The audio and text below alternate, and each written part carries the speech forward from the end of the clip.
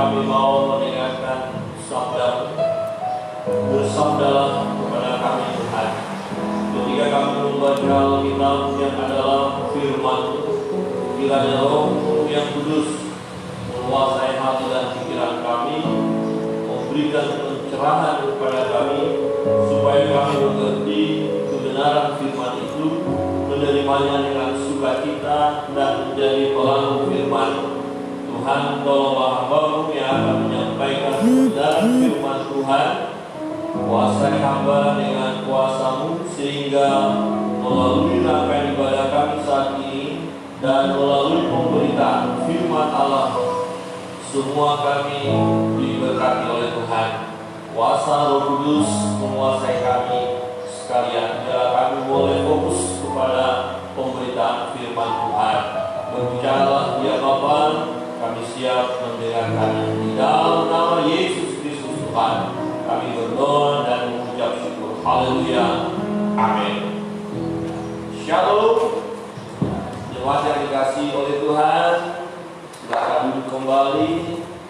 Kita kali ini akan bersama-sama belajar kebenaran firman Tuhan. Jemaat yang dikasihi oleh Tuhan, kita sudah masuk di bulan Mei, minggu pertama bulan Mei. Semua karena kemurahan Tuhan, ya, semua karena kebaikan Tuhan di dalam hidup kita. 1 bulan sudah kita lalui. Ada tantangan, ada pergumulan, ada satu beban atau masalah yang masih dihadapi oleh bangsa-bangsa saat ini, yang juga kita hadapi, belum kunjung tiba penyelesaiannya, yaitu wabah virus corona COVID-19 ini. Dan kita tetap bersyukur kepada Tuhan bahwa Tuhan menyertai kita, menolong kita hingga saat ini. Tema kita hari ini saya beri adalah arti kehadiran Yesus di dalam hidupku. Ya, arti kehadiran Yesus di dalam hidup kita. Apakah kita yakin? Apakah kita percaya setiap waktu, setiap saat bahwa Yesus hadir dalam hidup kita? Ini menjadi satu pertanyaan yang penting. Ini menjadi satu persoalan. Bapak Ibu Saudara yang terkasih dalam Tuhan, bisa saja dalam waktu tertentu, situasi tertentu, kita benar-benar merasakan bahwa Yesus yang adalah Tuhan tidak ada dalam hidup kita. Ya, tidak ada. Bahkan mungkin kita bertanya, Yesus Tuhan, di manakah Engkau? Itu bisa saja terjadi. Kita belajar dari pengalaman murid-murid, dari Yohanes pasal 21 ayat 1 sampai 14, di mana ya, Yesus menjumpai mereka. Peristiwanya setelah kematian Yesus Kristus di kayu salib, setelah penguburan itu, setelah kebangkitan itu, Yesus menampakkan diri kepada murid-murid. Di dalam Yohanes pasal 21 ayat 1, firman Tuhan berbunyi demikian. Bisa kita baca bersama-sama. Bapak Ibu yang ada di rumah bisa buka Alkitabnya. Mungkin melihat di LCD terlalu kecil, bisa lihat di Alkitab ya. Yohanes 21 ayat 1, mari kita baca bersama-sama. 1, 2, 3. Kemudian Yesus menampakkan diri lagi kepada murid-murid di pantai Danau Tiberias, dan ia menampakkan diri sebagai berikut. Ayat 1, ayat 2 terus sampai 14, ya, kita akan melihat bagaimana Yesus menampakkan diri kepada murid-murid dan apa yang terjadi di sana. Apakah murid-murid tahu waktu mereka melihat? Apakah mereka langsung tahu, mengerti bahwa itu adalah Yesus? Ternyata nanti kita lihat bahwa mereka awalnya tidak mengenal bahwa yang ada di pantai itu adalah Yesus. Saudara yang terkasih di dalam Tuhan, apakah kita senantiasa merasakan hadirnya Allah dalam hidup kita. Saudara, seringkali dalam hidup ini kita tidak menyadari bahwa Yesus ada bersama dengan kita. Ini fakta, saudaraku. Kita sebagai orang Kristen, sebagai orang percaya, ya, sebagai hamba Tuhan, sebagai pelayan Tuhan, bisa saja terjadi dalam waktu tertentu kita tidak menyadari bahwa Yesus bersama dengan kita. Kita merasa kita menjalani hidup ini dengan diri sendiri. Memang secara teologi, ya, kita belajar Alkitab. Secara teologi kita tahu Yesus selalu bersama dengan kita. Oh, kita tahu ada ayatnya. Yesus bersama dengan kita. Yesus bersama dengan saya. Dia adalah Immanuel. Itu bisa kita katakan. Kita tahu bahwa Ia tidak pernah meninggalkan kita. Secara teologi kita belajar. Oh ya, saya tahu Yesus tidak pernah meninggalkan umatnya. Yesus tidak pernah meninggalkan saya. Tetapi saudaraku yang terkasih di dalam Tuhan, secara prakteknya, ya, secara prakteknya, kenyataan hidup bisa terjadi dalam perjalanan hidup kita. Kita tidak tahu bahwa Ia ada bersama dengan kita. Saudara mungkin pernah mengalami bahwa saudara merasa bahwa Yesus tidak bersama dengan saudara. Secara praktek, bahkan menganggap Dia tidak bersama dengan kita. Hal ini terjadi secara khusus ketika saudara diperhadapkan dengan situasi yang sulit. Ada kedukaan, ada penderitaan, ada pergumulan hidup yang tak kunjung tiba jalan keluarnya. Beban begitu lama, persoalan yang begitu lama, doa-doa kok belum terkabulkan. Kesulitan ekonomi. Tadi Ibu Pendeta katakan, mungkin kita sudah beberapa hari, beberapa minggu, mungkin 1 bulan lebih, bahkan ada yang mau masuk 2 bulan sudah tidak bekerja. Bagaimana dengan keuangan kita? Bagaimana dengan makan minum kita? Akhirnya kita bisa berkata, di manakah Engkau Tuhan? Halo, perhatikan. Ini fakta. Ada banyak orang yang mulai bertanya, di mana Tuhan? Mengapa Tuhan berdiam diri? Adakah Tuhan bersama dengan kita? Bangsa Israel juga pernah berkata seperti itu. Adakah Tuhan di tengah-tengah kita? Adakah Tuhan bersama dengan kita? Situasi tertentu, saudara yang terkasih dalam situasi tersebut bisa kita kecewa, sedih, tidak mau lagi berdoa, tidak mau beribadah, tidak mau membaca Alkitab. Kita tahu kita punya Alkitab, tapi kita tidak mau membaca, bahkan mencoba meninggalkan jalan Tuhan. Sudah, tahu saya itu Tuhan.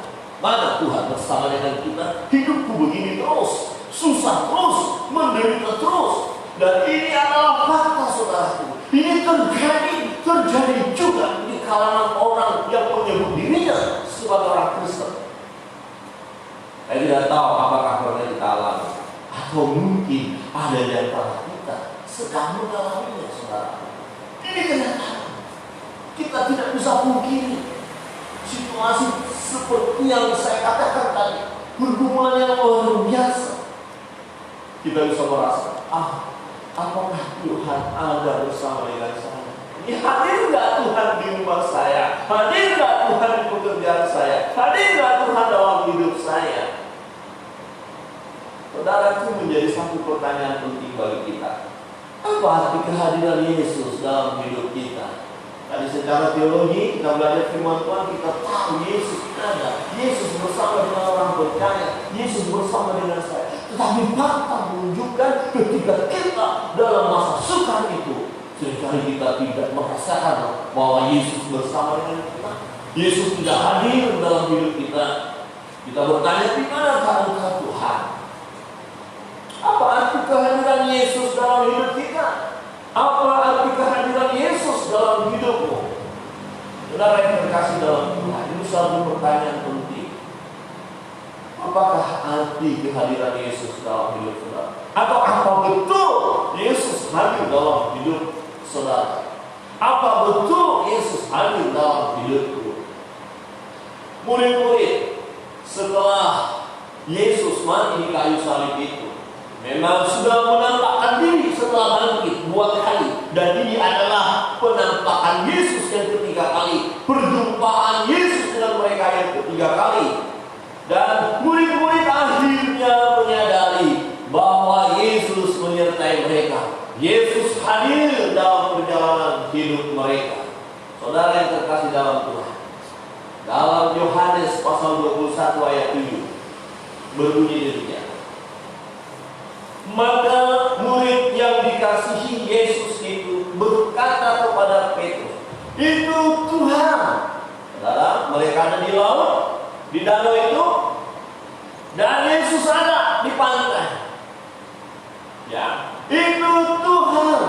Ketika Petrus mendengar bahwa itu adalah Tuhan, maka ia mengenakan pakaiannya sebab ia tidak berpakaian, lalu terjun ke dalam danau. Kata Yesus kepada mereka, "Marilah dan selamatlah." Tidak ada di antara murid-murid itu yang berani bertanya kepadanya, "Siapakah engkau?"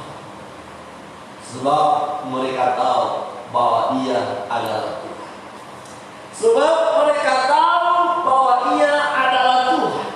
Ada proses yang mereka alami dalam peristiwa perjumpaan dengan Yesus, sampai pada akhirnya mereka tahu bahwa itu adalah Yesus. Sebelumnya mereka tidak kenal. Saudara bisa bayangkan, Yesus hadir bersama dengan mereka. Mereka lihat ada Yesus di tepi pantai itu, tapi mereka tidak kenal siapa itu. Tetapi kemudian melalui proses di mana Yesus campur tangan dalam kehidupan mereka, mereka tahu itu Yesus. Saudara, tidak ada di antara murid-murid itu yang berani bertanya kepadanya, "Siapakah engkau? Siapakah engkau?" Bisa saja orang Kristen saat ini dalam hidupnya bertanya kepada Yesus, "Siapakah engkau?" Manakala kita sudah mulai meragukan ketuhanan daripada Yesus, kita mulai bertanya, "Siapakah engkau?" Murid-murid dikatakan tidak ada yang bertanya seperti itu, sebab mereka tahu bahwa Ia adalah Tuhan. Tuhan bersama dengan mereka. Tuhan bersama dengan kita. Tuhan hadir dalam hidup kita. Sadarilah bahwa Yesus hadir dalam hidupmu, apapun situasi yang sedang engkau alami. Amin. Apa yang kau alami? Bapak Ibu di rumah, saudara, apa yang kau alami? Sudah begitu sulit, luar biasa. Sadari, Yesus hadir dalam hidup kita. Yesus tidak pernah meninggalkan kita, sebab ada firman Tuhan. Kebenaran firman Allah dalam Ibrani pasal 13 ayat 5 menunjukkan hal itu. "Janganlah kamu menjadi hamba uang, dan cukupkanlah dirimu dengan apa yang ada padamu. Karena Allah telah berfirman." Perhatikan, karena Allah telah berfirman, Allah telah berkata, Allah telah berbicara, Allah telah berfirman, "Aku sekali-kali tidak akan membiarkan engkau, dan aku sekali-kali tidak akan meninggalkan engkau." Yesus tidak pernah meninggalkan engkau. Yesus tidak pernah membiarkan engkau. Yesus tidak pernah tidak peduli kepadamu. Yesus hadir dalam hidupmu. Yesus hadir di dalam hidupku. Amin. Apapun situasi yang saudara alami, mungkin ada di antara saudara yang mengikuti tayangan ini melalui Facebook ini, ya, keadaan tak berdaya, sedang tergolong karena sakit apapun jenis penyakit itu. Mungkin engkau mulai merasa engkau ditinggalkan Tuhan. Tetapi saya mau berkata sesuai dengan firman Allah. Allah berfirman, "Aku sekali-kali tidak akan membiarkan engkau, dan aku sekali-kali tidak akan meninggalkan engkau." Tuhan tidak pernah meninggalkan saudara. Tuhan tidak pernah meninggalkan saya. Memang situasi di sekeliling kita mau menggoda kita untuk mulai bertanya, benarkah Engkau Tuhan ada bersama dengan aku? Itu bisa terjadi. Tapi saudaraku, ini perlu kita sadari bahwa Yesus hadir dalam hidup kita, apapun situasi, kondisi yang sedang kita alami. Saudara yang terkasih dalam, jika Yesus hadir dalam hidup kita, apa yang Ia perbuat dalam hidup kita? Oh, mungkin saudara berkata, oke, saya mau percaya Yesus hadir dalam hidupku, tapi apa yang bisa Yesus buat dalam hidupku?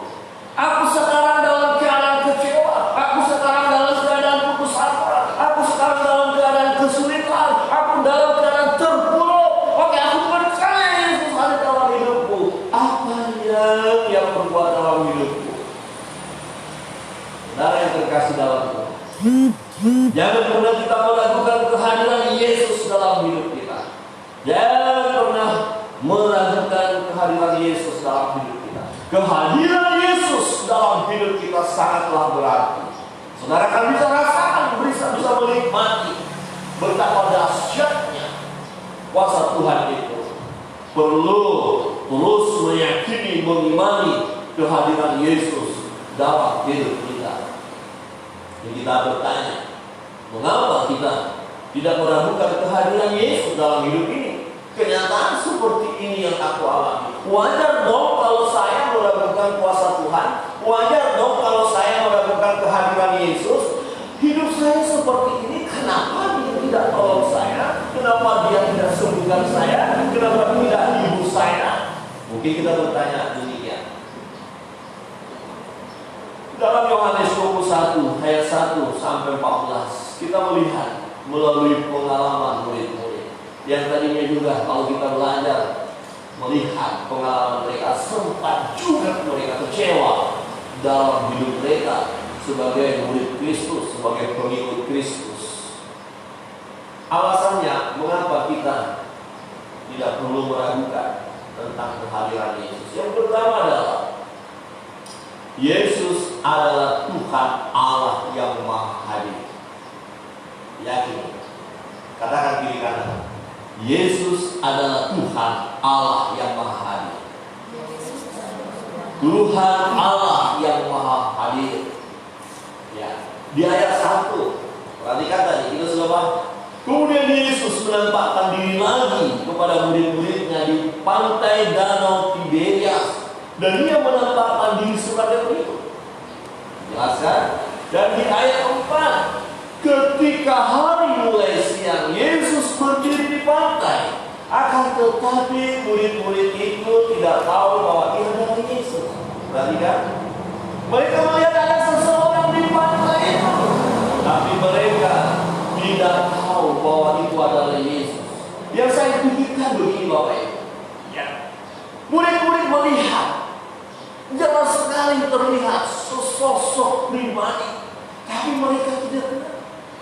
Yang saya gambarkan adalah ada kalanya kita yakin, kita secara teologi berkata Yesus bersama dengan saya, tetapi waktu tertentu kita betul-betul tidak merasakan bahwa Yesus hadir dalam hidup kita.